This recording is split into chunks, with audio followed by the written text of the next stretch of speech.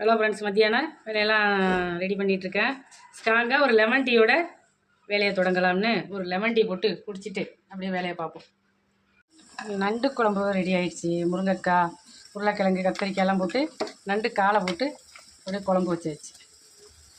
நல்லா சூப்பராக ரெடி ஆகிடுச்சு நண்டு குழம்பு. இந்த பக்கம் நண்டு மசாலா ரெடி பண்ணிட்டேன். இந்த மசாலாவை சாதத்தில் போட்டு சாப்பிட அவ்வளோ டேஸ்ட்டாக இருக்கும்.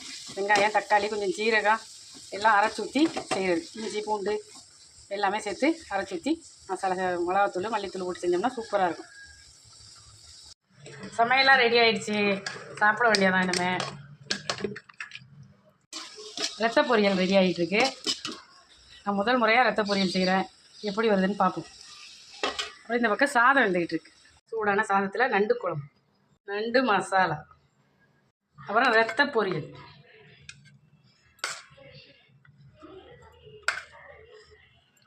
தயிர் பச்சடி, ரசம், மோர் எல்லாமே இருக்குது. இதான் நீ மத்தியான சாப்பாடு. வாங்க எல்லோரும் சாப்பிட்லாம்.